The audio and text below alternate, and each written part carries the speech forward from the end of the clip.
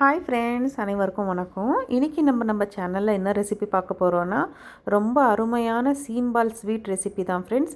சீம்பால், பசுவோட சீம்பால் இல்லாத வீட்டில் இருக்கிற பொருட்களை வச்சு எப்படி இந்த ஸ்வீட் செய்யலான்னு பார்க்கலாம் ஃப்ரெண்ட்ஸ். இது ரொம்பவே ருசியாக இருக்கும். இது செய்கிறது கூட ரொம்ப ஈஸி தான். இது செய்கிறதுக்கு முதல்ல நம்ம இங்கே ஒரு 1/2 லிட்டர் அளவுக்கு பால் எடுத்து வச்சுருக்கேன். பால் எதனாலும் பரவாயில்ல ஃப்ரெண்ட்ஸ், கொஞ்சம் கெட்டியான பாலாக இருக்கட்டும். 1/2 லிட்டர் பாலுக்கு 6 முட்டை கரெக்டு மெஷர்மெண்ட்டாக இருக்கும். 6 முட்டை, 3/4 கப் அளவுக்கு வெல்லம் ஸ்வீட் உங்களுக்கு இனிப்பு கூடவோ குறையவோ நீங்கள் செஞ்சுக்கலாம். 1/4 டீஸ்பூன் அளவுக்கு மிளகுத்தூள், 5 ஏலக்கி. இது இவ்வளோ தான் ஃப்ரெண்ட்ஸ் இதுக்கு தேவையான பொருட்கள். இது இப்போ செய்கிறதுக்கு முதல்ல நம்ம இங்கே ஒரு மிக்ஸி ஜாருக்கு நம்ம எடுத்து வச்சுருக்க பாலை கட் பண்ணி சேர்த்துக்கலாம். பால் ஒன்றும் காசணுன்றது வேணாம் ஃப்ரெண்ட்ஸ், அப்படியே பச்சை பாலாகவே ஊற்றிக்கலாம். இப்போ இந்த பால் கூடவே நம்ம எடுத்து வச்சுருக்க முட்டை எல்லாம் சேர்த்துக்கலாம்.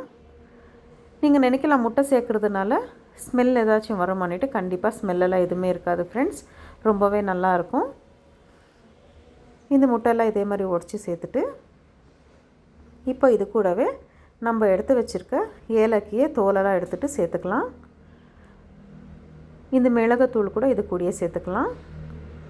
வெல்லம் நான் இங்கே 3/4 கப் அளவுக்கு எடுத்து வச்சுருக்கிறத முழுசாக போடல ஃப்ரெண்ட்ஸ், கொஞ்சம் மிச்சம் பண்ணி வச்சுட்டேன். ஏன்னா ரொம்ப இனிப்பாக இருந்தால் நல்லா இருக்குதுன்னு சொல்லிட்டு கொஞ்சம் எடுத்து வச்சுட்டேன். நீங்கள் உங்களுக்கு இனிப்பு ரொம்ப பிடிக்கும்னா முழுசாகவே சேர்த்துக்கலாம். இப்போ இதை நல்லா அரைச்சிக்கணும் நம்ம மிக்ஸி ஜாரில். பாருங்கள், இந்த அளவுக்கு அரைச்சா நல்லா நுறையா இருக்கும். ரொம்பவே நல்லாயிருக்கு பாருங்கள் பார்க்குறதுக்கு. இப்போ இதை நம்ம ஒரு பாத்திரத்துக்கு மாற்றிக்கலாம்.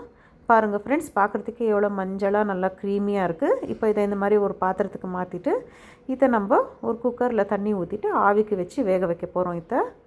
இப்போ இதை இந்த மாதிரி ஒரு குக்கரில் வச்சுட்டு இதுக்கு மேலே ஒரு மூடியை போட்டு மூடி வச்சிடலாம். நம்ம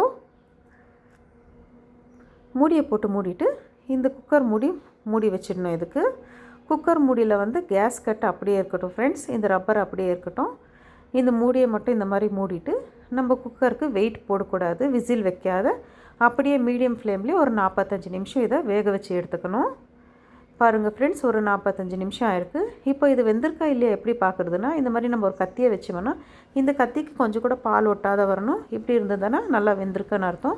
இப்போ இது ஸ்டவ் ஆஃப் பண்ணிவிட்டு ஒரு 2 ஹவர் இதை நல்லா நான் ஃப்ரிட்ஜில் வச்சு நல்லா கோல்டாக எடுத்து வச்சுருக்கேன். பாருங்கள் ஃப்ரெண்ட்ஸ், எவ்வளோ கெட்டியாக இருக்குது, பார்க்குறதுக்கே அவ்வளோ நல்லா இருக்குல்ல ஃப்ரெண்ட்ஸ். இப்போ இதை நான் கட் பண்ணி காட்டுறேன் பாருங்கள் எப்படி இருக்குன்னு. பாருங்கள், நம்ம கட் பண்ணோம்னா அவ்வளோ சாஃப்டாக இறங்கி போயின்னு இருக்குது கத்தி, அவ்வளோ நல்லாயிருக்கும் ஃப்ரெண்ட்ஸ். பாருங்கள் எவ்வளோ கெட்டியாக எவ்வளோ நல்லாயிருக்கு பாருங்கள். நீங்கள் வீட்டில் சின்ன பசங்க இருந்தாங்கன்னா இந்த மாதிரி குட்டி குட்டி கப்பில் கூட வச்சு வேக வச்சிங்கன்னா ரொம்பவே நல்லாயிருக்கும். பசங்களும் ரொம்ப விரும்பி சாப்பிடுவாங்க.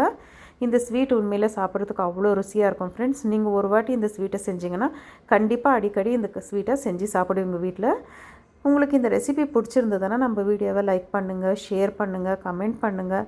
மறக்காத நம்ம சேனலை சப்ஸ்கிரைப் பண்ணிக்கோங்க ஃப்ரெண்ட்ஸ். உங்கள் சப்போர்ட் எப்போவுமே இதே மாதிரியே இருக்கட்டும். ரொம்ப நன்றி.